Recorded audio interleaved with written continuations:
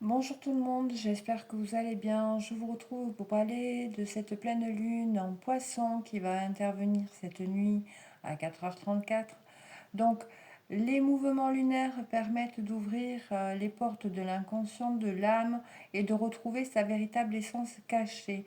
Donc, cette notion d'ouverture de porte, de serrure, on peut la retrouver dans la croix de Han qui amène à d'autres compréhensions complémentaires.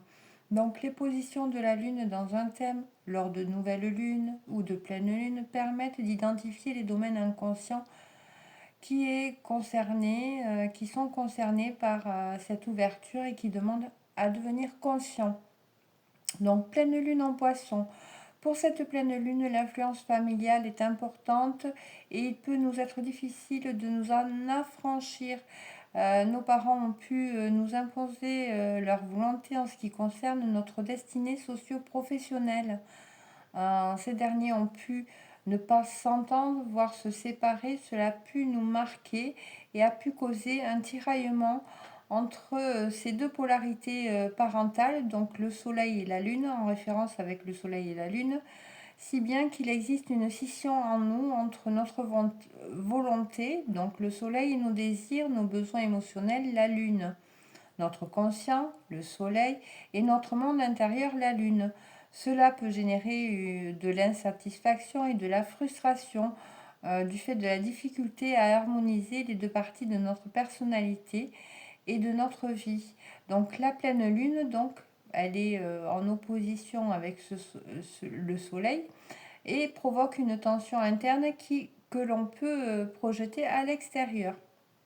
Donc l'une des difficultés sera de trouver un juste équilibre entre notre vie sociale et notre vie privée, entre le professionnel et notre quotidien familial, entre l'action et l'inaction, mais également avec les partenaires de l'autre sexe. Donc il peut y avoir de l'immaturité avec ces aspects, car la lune, l'enfant, éteint le soleil, donc la volonté, et l'influence par son côté émotionnel et subjectif. Donc notre hypersensibilité peut nous rendre vulnérables, se laissant porter par la vie, voire errer sans savoir ce que nous voulons et qui nous sommes.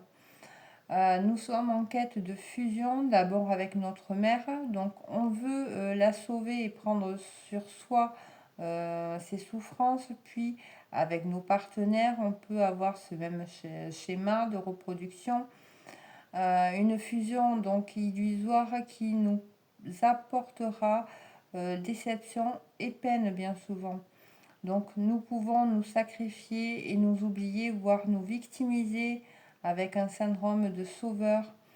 Donc il sera nécessaire d'être attentif à une tendance à vouloir fuir la réalité qui peut nous conduire aux addictions, à rêver notre vie au lieu de la vivre. Notre créativité et nos inspirations peuvent être fortes, mais nous ne les concrétisons pas toujours. La médiumnité peut être subie ou source de traumatisme. Un exemple, quand les personnes vous cataloguent comme personne à part ou particulière parce que vous avez des capacités médiumniques ou des dons particuliers, ça peut vraiment avoir un impact traumatisant, surtout s'il y a des mémoires karmiques rattachées à cela. Donc l'homme peut idéaliser la femme et connaîtra donc des désillusions dans ces positions-là. L'axe Saturne-Jupiter, maintenant que dont je veux vous parler, représente la ligne d'horizon entre notre passé, nos restrictions, nos blocages. Donc c'est tout ce qui se ramène à rapport Roche à Saturne, et Jupiter qui nous parle de l'expansion et de comment je vais pouvoir me réaliser en dépassant certaines limitations qu'amène Saturne. Donc Saturne, nos limitations peuvent venir d'un besoin fondamental de sécurité et d'affection qui n'ont pas été nourris quand nous étions enfants, soit par une mère froide, un environnement familial austère et autoritarisme, Nous avons pu être peut-être dû être responsables et matures précocement, ça peut influencer. Nous pouvons souffrir d'un complexe d'abandon également. Euh, vous pouvez douter de votre valeur et vous faites tous les efforts du monde pour être aimé, mais rien n'y fait. Peut-être que vous êtes protégé, entouré d'une carapace qui donne l'image d'une personne forte, responsable et adaptée, alors que vous êtes à l'intérieur en insécurité totale. Donc vous vous êtes coupé de vos émotions, de vos besoins, vous ne vous écoutez pas et vous pouvez paraître froid et distant. Et donc il va être nécessaire de faire tomber cette armure, apprendre à demander, à recevoir et à accueillir l'autre dans notre intimité, dans votre intimité. Donc Jupiter, c'est les émotions qui sont excessives, qui peuvent nous faire manquer de retenue, un excès de confiance ou d'optimisme, faisant le choix de la facilité qui peuvent conduire vraiment à un échec. Au niveau de la famille, le besoin de sécurité ne sont pas en harmonie avec l'activité et l'expansion. Donc attention aux excès alimentaires et tous les autres excès en fait, car dans cette position, il nous faudra, il nous en faudra toujours plus, étant donné que il y a quand même des caractéristiques d'insécurité. Donc quand on est en insécurité, rien ne nous rassure plus ou moins. Donc voilà, c'est ce que vient nous montrer Saturne et Jupiter. Donc Jupiter dans cette position montre une tendance à se définir également au travers de sa position sociale, avec une tendance à procrastiner. Des déboires avec la loi et l'administration seront possibles dans cette position-là. On retrouve Saturne qui est en rétrograde et qui nous parle de notions de manque, de perte, de carence, de peur du jugement. On a pu connaître des privations, des contraintes très limitantes, l'enfermement, ou les avoir fait subir à d'autres. Une peur de revivre ces expériences ont pu se cristalliser à l'intérieur de notre être, nous donnant un côté un peu rigide dans le contrôle de nous-mêmes et des autres. Donc il sera question de se libérer du poids de passé, qu'il soit karmique mais aussi présent, famille, expérience douloureuse, privation, traumatisme, et apprendre à lâcher prise. Donc avec Saturne en poisson, les relations vont nous faire travailler les notions de contrôle, de la possession, de la confiance. Il peut y avoir des inhibitions, des peurs liées à la sexualité, à l'intimité qui peuvent nous conduire à la solitude. Voyez, mais ça, c'est dû vraiment parce que justement, quand on se met dans une carapace, ben, on ne laisse pas rentrer facilement les personnes. Il a pu y avoir des unions ou des partenariats qui peuvent amener à des litiges financiers ou qui ont pu et c'est pas encore réglé. Certains seront peut-être envieux de l'argent de l'autre. Il est question également de ne pas occulter les questions de mort dans notre vie. Donc surtout en maison 8, parce que la maison 8, ça rapporte à la mort et à la renaissance, dans lequel se trouve donc la Lune, mais également Saturne. Donc une notion de pouvoir contrôler et organiser son environnement n'est pas à son aise dans ce signe irrationnel qui demande du détachement et du don de soi. Donc ça peut générer des remontées d'angoisse irrationnelle, une peur de la folie ou de la dissolution de l'ego. Donc pour dépasser ce blocage, pas le choix, on va devoir lâcher prise et se soumettre à un ordre plus élevé que la matière et que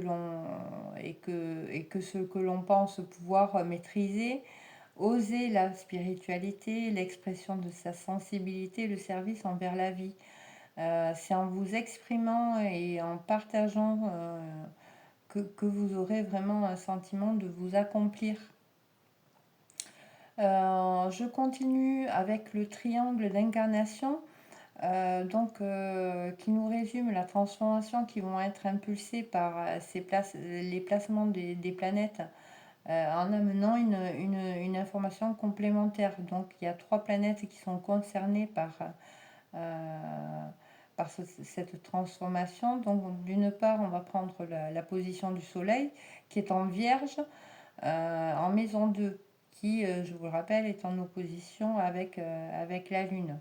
Donc, qui nous parle que ce sont là, avec cette pleine lune, ce sont les préoccupations matérielles et financières qui sont vraiment centrales, ainsi que le besoin de montrer sa valeur en bâtissant quelque chose de solide, de stable et sécurisant dans notre existence. Mais attention, car si cette part-là prend l'ascendant sur nos besoins physiologiques, notre épanouissement, l'équilibre va être rompu. Donc il nous parle également du fait de faire par intérêt, hein, de ne pas assez s'aimer et se donner de l'importance au risque de tout accepter. C'est-à-dire pour être aimé, reconnu, etc. Voilà, il y a une notion de tout accepter et ça, c'est pas ok.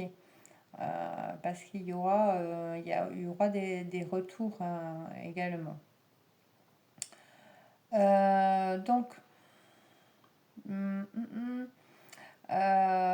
il est question aussi d'avoir tendance à opter pour des plaisirs faciles, futiles et superficiels. Il peut y avoir des notions de manque d'affection de la part du père, qui peut être justement en cause avec ces schémas-là. Et ça peut amener chez les femmes d'être attirées par des hommes très séducteurs.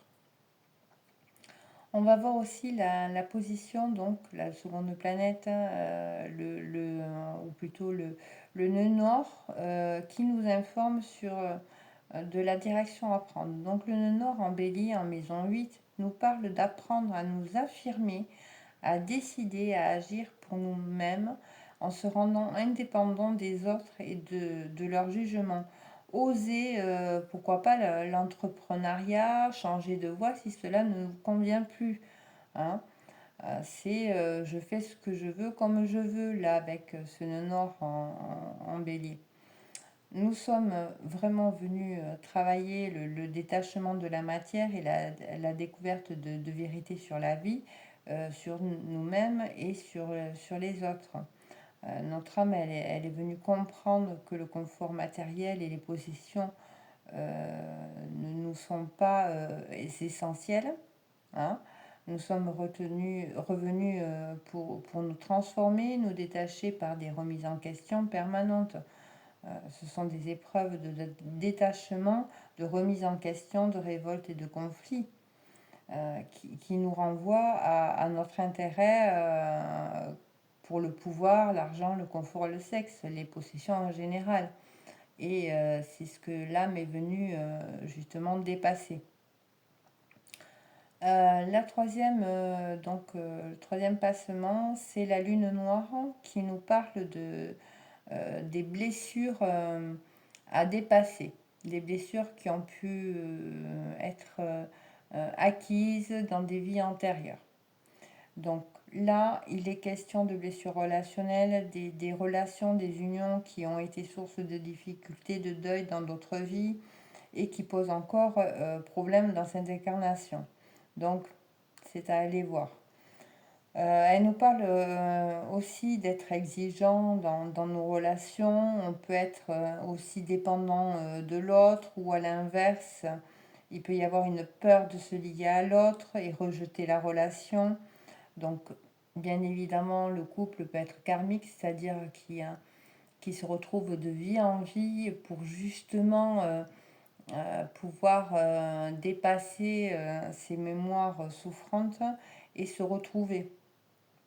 Il y a aussi potentiellement un karma en lien avec la justice, avec ce placement de la lune noire.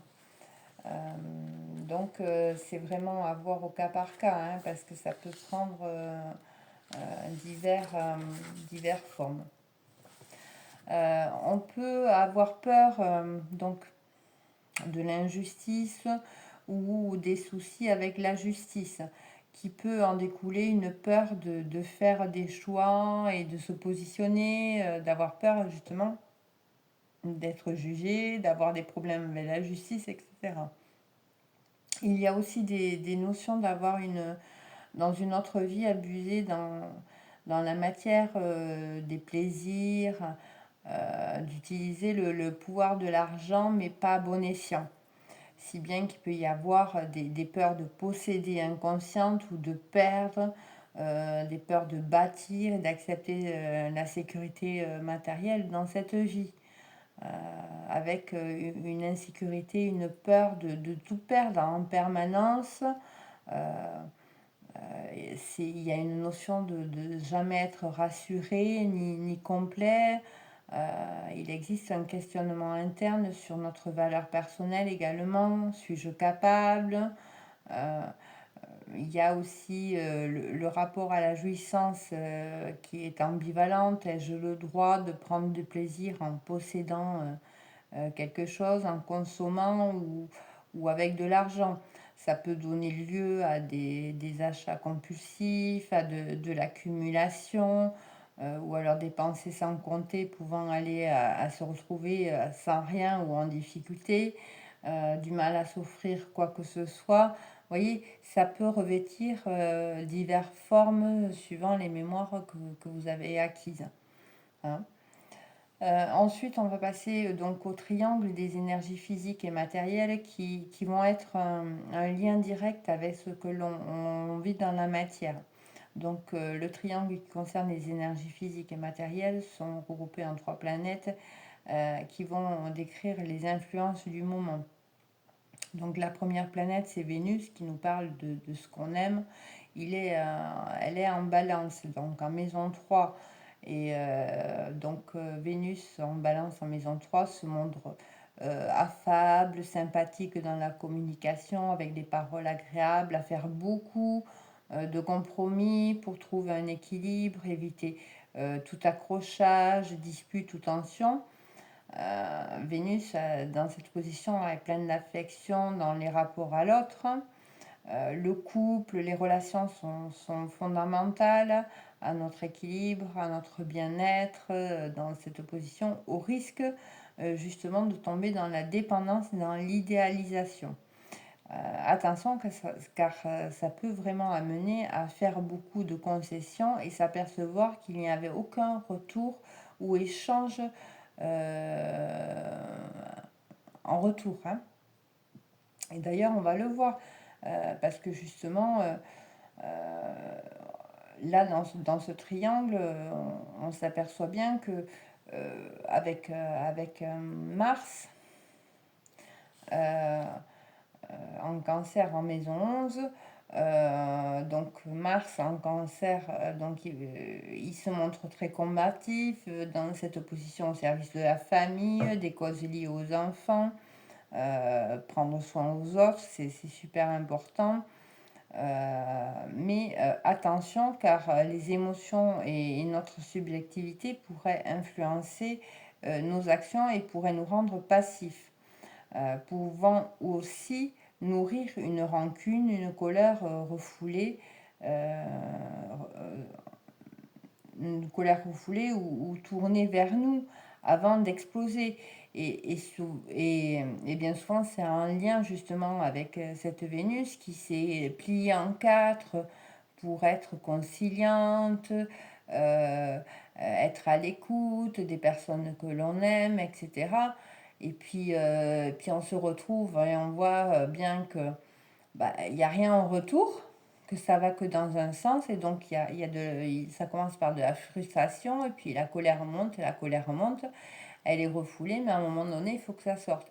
Et là, effectivement, dans cette pleine lune, c'est ça qui va provoquer aussi simulation de ces émotions. Il y a aussi une question de faire comme ça pour essayer de trouver sa place au sein de la société, d'un groupe notamment amical.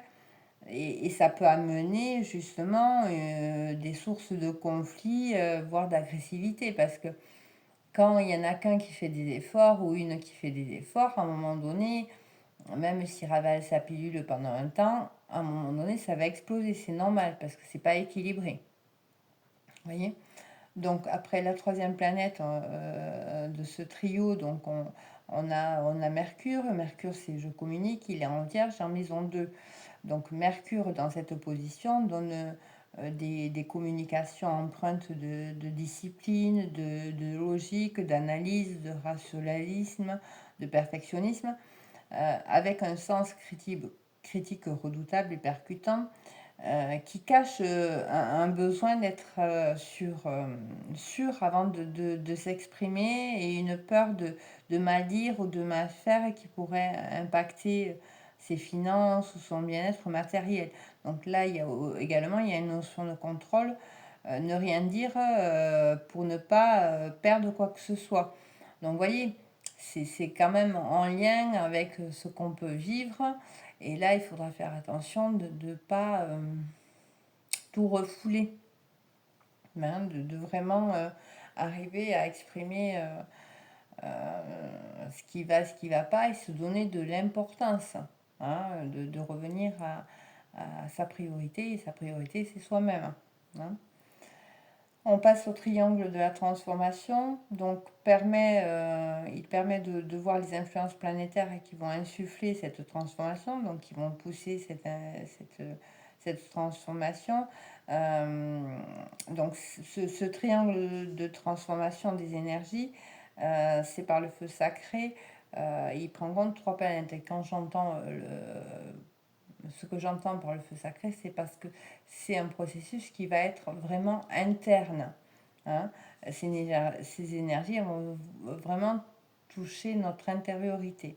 Donc nous avons Pluton, donc Pluton qui sera en rétrograde en Capricorne, à maison 6, ce qui va amener des remises en question sur le fonctionnement de la société, la civilisation, avec une envie de s'affranchir de la trahison ou de manière de faire obsolète. Donc à plus basse échelle, c'est nous, si ça ne nous convient plus de faire cette activité, parce que mais voilà, on voit bien que ça n'y queue ni tête et que c'est pas pour nous et que bon, voilà, on tourne un peu en rond. C'est dans ce sens-là, vous voyez. Donc, notre métier donc, peut vraiment nous confronter à des domaines difficiles et qui demanderont du courage et de la résilience pour pouvoir dépasser ou changer et modifier les choses. Hein. Donc, des remises en question sérieuses sur notre activité avec l'étude d'une possibilité de changer de voie, aller vers quoi on aspire et qui nous passionne. Donc il y a quand même donc avec cette rétrogradation des mémoires de souffrance, de violence, d'abus de pouvoir qui peuvent impacter encore cette vie. Donc les domaines de l'ésotérisme, de l'occultisme ont pu marquer certaines des vies antérieures, générant des blocages, des peurs dans les vies précédentes. Donc en travaillant sur ces traumas associés à ces expériences, pour ne plus craindre d'incarner notre plein pouvoir, notre puissance personnelle, va être nécessaire parce que ça peut vraiment amener un blocage dans la vie présente. Donc vous avez aussi également dans ce positionnement la possibilité d'avoir accès à des vérités cachées, des connaissances qui vous transformeront. Donc pour certains, peut-être qu'il y a de la médiumnité, vous pouvez voir des vies antérieures et comprendre qu'effectivement, qu'est-ce qui se répète dans cette vie, etc. Vous voyez, c'est vraiment ce genre de choses-là qu'on peut avoir. Ensuite, nous avons Uranus. Uranus, c'est je m'individualise. Donc, Uranus est en rétrograde en taureau en maison 10. Il nous parle d'accéder à notre indépendance au niveau socio-professionnel sans avoir peur que notre réputation soit entachée par le fait de faire les choses différemment, pas comme tout le monde, dans le but de faire vraiment avancer les choses et voilà, d'avoir une autre vision des choses. Montrer au monde que vous êtes unique et qu'il y a d'autres façons de réussir dans la vie. Hein. Pas forcément en se tuant, en travaillant, en faisant les choses bêtes et méchantes. Voilà. Hein. Donc, dans des vies antérieures, on a pu être considéré comme marginal, décalé, rebelle ou alors être privé de liberté personnelle. Et donc, ça peut influencer encore cette vie en n'osant pas justement faire les choses.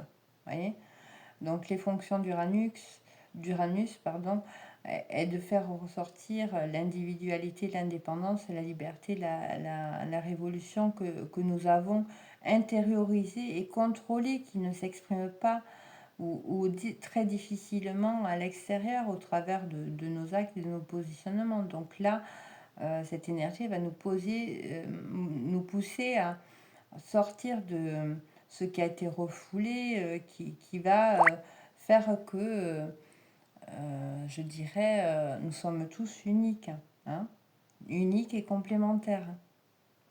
Donc là, il y a une notion quand même de peur de se démarquer, pouvant venir d'épreuves avec le collectif ayant pu provoquer un sentiment de rejet ou de décalage vis-à-vis de la notion de groupe. Hein. Des événements accidentels également ont pu marquer certaines vies passées qui peut amener des insécurités face à des imprévus dans une vie. Par exemple, si dans une vie antérieure, vous avez eu un grave accident qui vous a ôté la vie, dans cette vie, vous allez avoir un peu de mal à justement vivre les imprévus, voyez. Parce que l'imprévu, ça veut dire également risque, hein, que ça ne se passe pas super bien. Donc le défi sera d'oser vivre notre indépendance, notre originalité, notre singularité. Hein.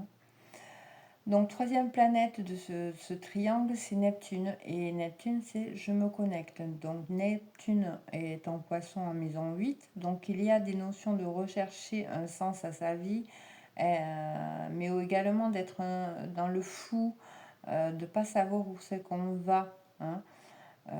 Et là, l'absence physique ou psychologique du père ne nous a pas potentiellement permis de nous construire, de savoir qui l'on était. Donc ça, c'est après, c'est en généralité, mais après, soit ça vous parle, soit ça ne vous parle pas. Et donc, ça a pu donner lieu à un manque d'assurance, de volonté, d'ancrage dans la réalité.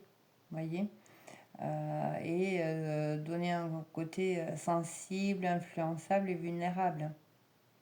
Donc le seul moyen de trouver un but dans notre existence est de se reconnecter à son enfant intérieur, à son moi profond. Hein.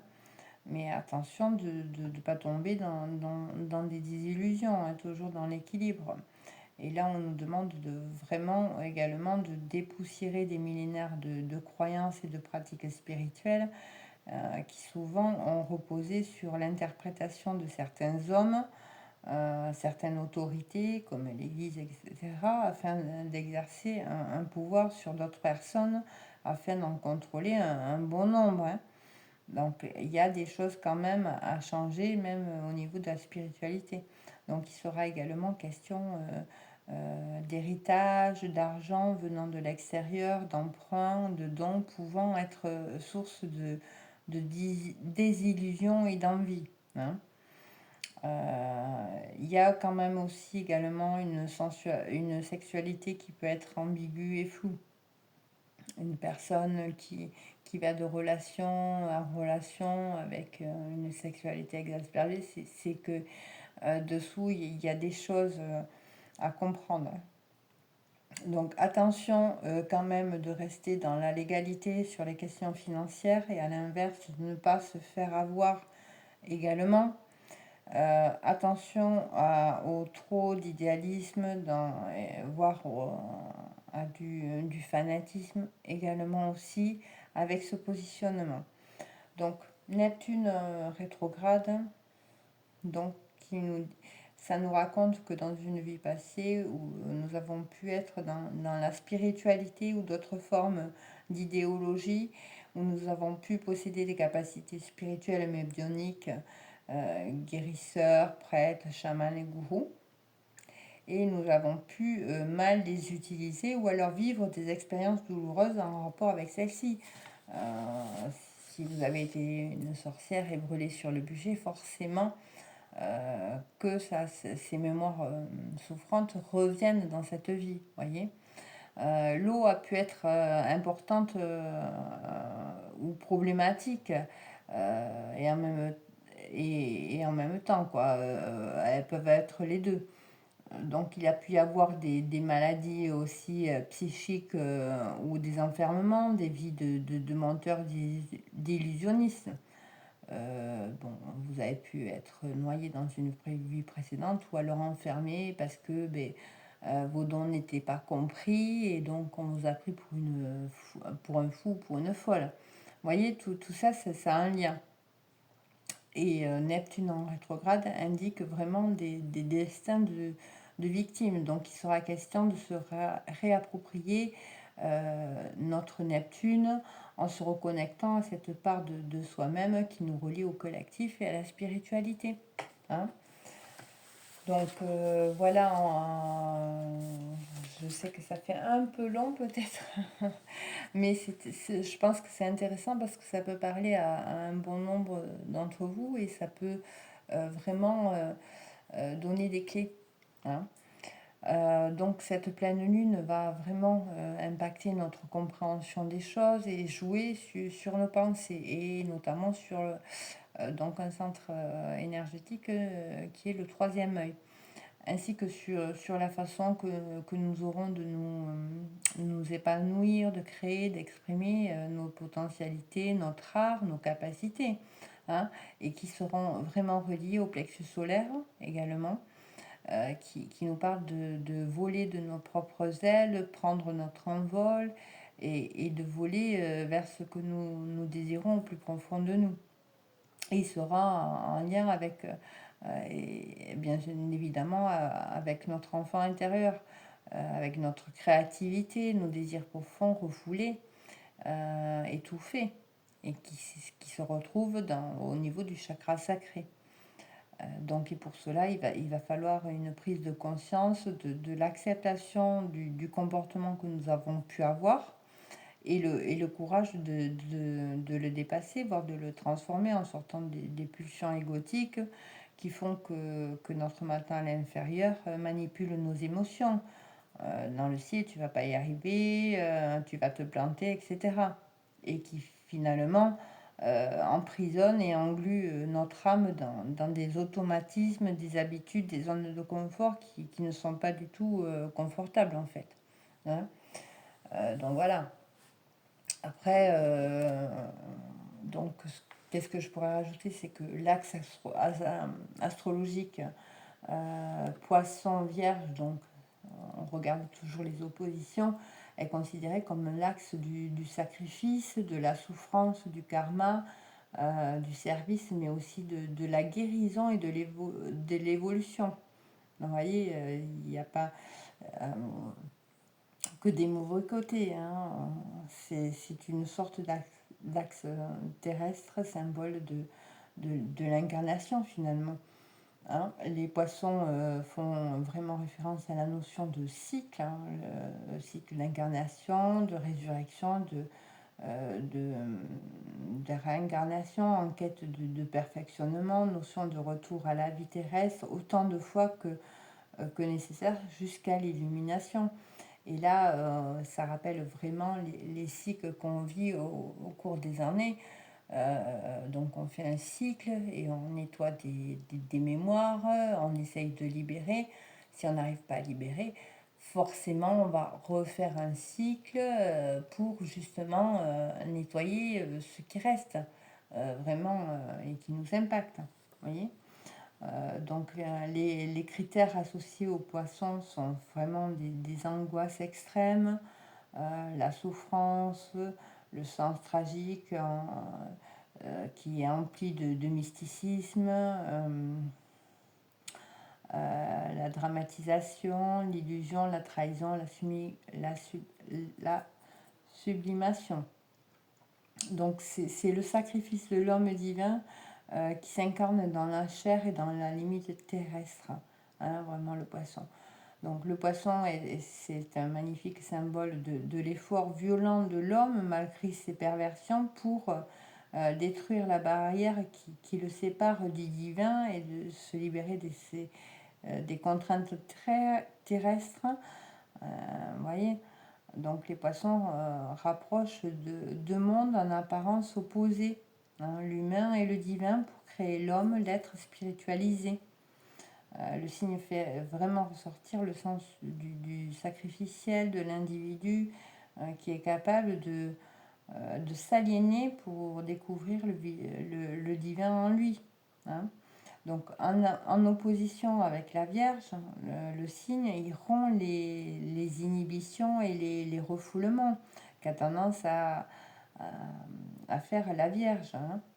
Donc la spiritualisation de l'être passe par le jaillissement des tréfonds de l'inconscient, de nos forces obscures et ivresse, folie de l'homme qui refuse ses dons. Donc l'ego doit se dissoudre pour se libérer, s'identifier à son essence divine sans limite, hein, parce qu'on est finalement illimité. Toutefois, l'homme possède son libre arbitre, entre guillemets, je dirais, parce qu'on a tous notre libre arbitre, le libre arbitre de ne pas s'aligner. Hein. Ça, c'est libre à tout le monde.